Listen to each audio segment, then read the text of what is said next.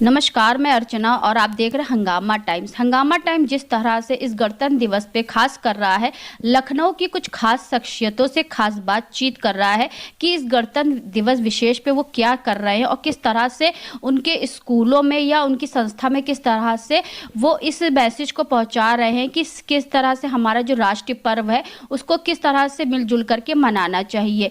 तो ऐसे ही खास शख्सियत की कड़ी में आज हमारे साथ में है प्राप्ति दीक्षित जी हैं, जो कि Amritanandamayi college of higher education की एकेडमी हेड है और साथ में उनकी एक एनजीओ है जिसकी वो फाउंडर भी हैं, प्रेसिडेंट भी हैं, जिसका नाम है आपका बाल ज्योति परिवार। तो उनसे हम बात करने के लिए आए इस गणतंत्र दिवस विशेष को लेकर के कि गणतंत्र दिवस विशेष को लेकर के उनकी क्या तैयारी अपने स्कूल को लेकर के और अपनी संस्था को लेकर के। तो मैम बहुत बहुत स्वागत है आपका। नमस्कार अर्चना जी। हाँ, नमस्कार आपका भी। और मैम इस गणतंत्र दिवस विशेष पे हम लोग कुछ लखनऊ की खास शख्सियतों से बात कर रहे हैं क्योंकि ये हमारा राष्ट्रीय पर्व है और राष्ट्रीय पर्व जहाँ में अनेकता में एकता की मिसाल है। तो आपकी क्या तैयारी है इस गणतंत्र दिवस विशेष पे? देखिए, मैं अपने जो कॉलेज में है वहाँ पर जो झंडारोहण होता है वो तो करवाते ही हैं, साथ में हमारा क्योंकि हायर एजुकेशन है तो उसमें जो स्टूडेंट्स हैं उनको हम ये मोटिवेट करते हैं कि वो अपने आने वाली पीढ़ी को गणतंत्र दिवस और जो भी हमारे नेशनल फेस्टिवल्स हैं उनके बारे में उनको अवगत कराएं। और जहाँ तक हमारा ये सोशल सर्विस वाला काम है तो जगह जगह हम जाकर के तरह तरीके की स्क्रीनिंग करवाते हैं बच्चों से और ये सारी चीज़ें लगातार चलती रहती हैं। तो बाल ज्योति परिवार जो आपका है विगत कितने सालों से कार्य कर रहा है समाज के क्षेत्र में और समाज के किन किन क्षेत्रों को लेकर के आपका संस्था चल रही है? ये पिछले 8 सालों से काम कर रहा है और ये जो बेसिकली इसका फोकस है वो जो हमारे ग्रामीण क्षेत्र के जो छोटे बच्चे हैं जो किसी वर्ष शिक्षा से वंचित रह जाते हैं उनसे रिलेटेड ये काम करते हैं। यानी कि मेन फोकस है शिक्षा को। हाँ, शिक्षा को लेकर के आप काम करती हैं, यानी कि भारत देश की जो नींव है हमारी शिक्षा उसको मजबूत करने के लिए आप कार्य कर रहे हैं। जी बिल्कुल। तो मैम जैसे हमने बहुत जगह आपको देखा भी है कि जहाँ पे ऐसे लोग जो होते हैं यानी कि जिन्हें दिव्यांग कहा जाता है, ऐसे क्षेत्रों में भी आपने कई कार्य किए हुए हैं। हाँ, दिव्यांगों में तो काम किए हैं, साथ साथ हम जो है ट्रांसजेंडर्स को लेकर के भी बहुत सारा काम करते हैं क्योंकि शिक्षा क्षेत्र से जुड़ी हुई हूँ तो मेरा ये मेन मोटो रहता है कि समाज के हर वर्ग को जो वंचित है शिक्षा से उनको कहीं ना कहीं मेन स्ट्रीम में लेकर के आया जाए। तो ट्रांसजेंडर्स को भी अभी हमारा जो ये मुहिम चल रहा है उसमें हम छोटे बच्चों पर तो काम कर ही रहे हैं, साथ में जो हमारा ट्रांसजेंडर वर्ग है जो कहीं ना कहीं अभी भी कुछ वजहों से शिक्षा से दूर है उसको भी हम साथ में लाने का प्रयास कर रहे हैं। जी मैम, हम लोग ने भी एक मुहिम शुरू करी है हंगामा टाइम्स के द्वारा कि जैसे कि जो हमारे जो राष्ट्रीय पर्व है, दो हमारे राष्ट्र पर्व है, एक स्वतंत्रता दिवस और दूसरा है गणतंत्र दिवस। तो स्वतंत्रता दिवस जो हमारा 15 अगस्त को होता है और जो हमें स्वतंत्रता मिली थी आपका 1947 में मिली थी, आपका 15 अगस्त 1947 में थी। और जो हमारा संविधान है जिसे कहते हैं गणतंत्र दिवस यानी 26 जनवरी 1949 में बना था, 1950 में इसको लागू किया गया था।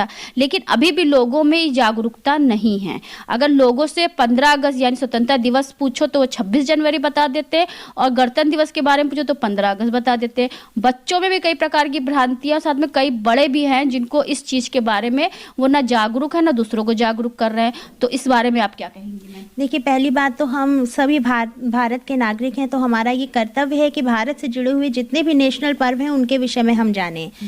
बड़ों की जहाँ तक बात है तो वो अपना समझ से सारी चीज़ें आगे बढ़ते हैं। जहाँ तक छोटे बच्चों की बात है तो जैसे मैं कंडक्ट कराती हूँ तो कहीं कहीं जो फीचर फिल्म्स हैं इनसे रिलेटेड स्क्रीनिंग कराई जाती है कई जगहों पर कि 26 जनवरी से है तो वो संविधान क्यों बना, बहुत सारी फीचर फिल्म्स आती हैं इससे रिलेटेड, कुछ डॉक्यूमेंट्रीज हैं वो भी, उनकी भी स्क्रीनिंग हम कराते हैं ताकि जो छात्र हैं वो उन सारी चीज़ों को देख सकें और समझ सकें। बिल्कुल। और जैसे बहुत सी चीजें होती है जैसे कंफ्यूज होने लगा नाम, जैसे राष्ट्रपिता, राष्ट्रपति, ठीक है। तो बच्चों से अगर राष्ट्रपिता के बारे में पूछो या राष्ट्रपति हमारे कौन है वर्तमान समय के, तो वो भी नहीं बता पाते। हाँ, वो बिल्कुल इसलिए नहीं बता पाते हैं क्योंकि बच्चे थोड़े से छोटे होते हैं तो थोड़ा कंफ्यूजन हो जाता है आज की डेट में।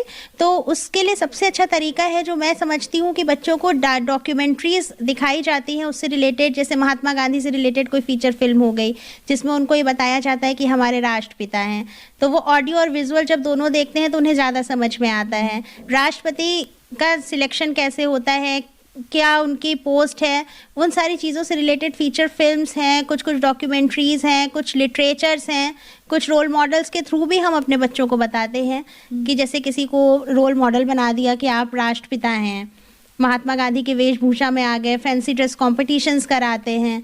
तो इस तरीके से धीरे धीरे जागरूक होते हैं बच्चे। जैसे हम फर्स्ट से लेकर 5th वाले बच्चों की बात नहीं कर रहे मैम, जो 5th के बाद यानी कि 7th 8th वाले बच्चों को भी छोड़ दीजिए, जो हाई स्कूल में है, इंटर में है, बीए कर रहे हैं, ग्रेजुएशन कर रहे हैं, डिग्री तक कर रहे हैं, डिप्लोमा तक भी कर रहे हैं, यानी कि जो बच्चे जो है आपका 9 से लेकर के और ऊंचे लेवल तक का जो बच्चे पढ़ रहे हैं, जिन्हें छात्र कहते हैं, जो हमारे देश के युवा हैं, हम उनके बारे में बात करें। छोटे बच्चे तो मैम अभी छोटे हैं, वो नींव है अपना, उनकी जैसे नींव मजबूत करी जाएगी वैसे बनेंगे, लेकिन जो ये 9th 10th 11th 12th होता है उसके आगे जो डिप्लोमा डिग्री करते हैं, बीए करते हैं, उनकी बच्चों की बात कर रहे हैं। देखिए उन बच्चों को तो समझाने का सिर्फ एक ही तरीका है कि बार बार उनको ये बताया जाए कि दोनों में क्या डिफरेंस है, क्योंकि कहीं ना कहीं उनका बेस कमजोर है।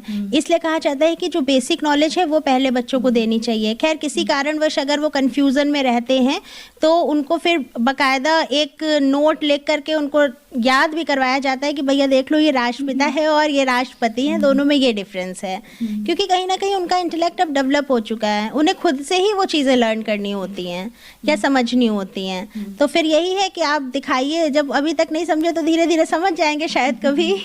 तो मैम स्कूल की तो आपने तैयारी बताई कि जैसे कि आप झंडारोहण करेंगे और बच्चों में थोड़ा सा अवेयरनेस का कार्यक्रम भी करेंगी, संस्था के द्वारा क्या करने वाली है मैम आप? देखिए संस्था के लिए मैंने एक लोकेशन डिसाइड किया हुआ है जहाँ पर हम ये छोटे बच्चे हैं जो गरीब छात्र भी हैं, जो कहीं स्कूल नहीं जाते हैं, उनके लिए भी हम कोशिश कर रहे हैं कि एक प्रोजेक्टर लगा के कुछ स्क्रीनिंग कराई जाए और उनको कुछ मिठाई विठाई दे करके बच्चे हैं खुश हो जाते हैं और लर्न भी रखते हैं इन सारी चीज़ों को। तो फिलहाल हमारा जो भी प्रोजेक्ट है वो यही है कि ग्रामीण क्षेत्र में जाएंगे और वहाँ पे छोटे बच्चों को साथ साथ बड़ों को भी इकट्ठा करेंगे और एक फिल्म की स्क्रीनिंग कराएंगे। चलिए बहुत अच्छी बात है। तो मैं जो दर्शक देख रहे हैं तो उनको क्या संदेश देना चाहेंगी इस गणतंत्र दिवस पर, हमारा जो राष्ट्रीय पर्व है? सभी को गणतंत्र दिवस की, आने वाले गणतंत्र दिवस की हार्दिक शुभकामनाएं। सबसे पहले तो और आप अपने अंदर के जो देशभक्ति है उसको जगाइए, क्योंकि जो देशभक्ति है वो किसी दिन विशेष के लिए नहीं है, वो हमेशा हमारे कार्यों के थ्रू रिफ्लेक्ट होनी चाहिए। Thank you. तो ये थी हमारे साथ में प्राप्ति दीक्षित जी, जो कि एक एनजीओ की संस्थापिका भी है, अध्यक्ष भी हैं, जिसका नाम है बाल ज्योति परिवार, और साथ में वो एक हायर एजुकेशन हेड भी हैं अपने स्कूल की, जिसको लेकर के हमने उनसे बात करा कि किस तरह से उनके स्कूल को लेकर उनकी तैयारी और साथ में जो समाज के क्षेत्र में जो सभी को जागरूक करने का कार्य कर रही हैं। तो इसी के साथ मैं अर्चना आपसे इजाजत लेना चाहूंगी। धन्यवाद, बने रहिएगा हंगामा टाइम न्यूज चैनल के साथ में। ऐसे हम आपको दिखाते रहेंगे गणतंत्र दिवस विशेष पे लखनऊ की कुछ खास शख्सियत आप सभी को किस तरह से शुभकामनाएं दे रही हैं। हंगामा टाइम्स की तमाम खबरों को देखने के लिए हंगामा टाइम्स को सब्सक्राइब कर लीजिए और बेल आइकन दबा लीजिए। अगर आपको ये वीडियो अच्छा लगा हो तो लाइक बटन प्रेस कर अपनी प्रतिक्रिया हमारे कमेंट बॉक्स में देना मत भूलें।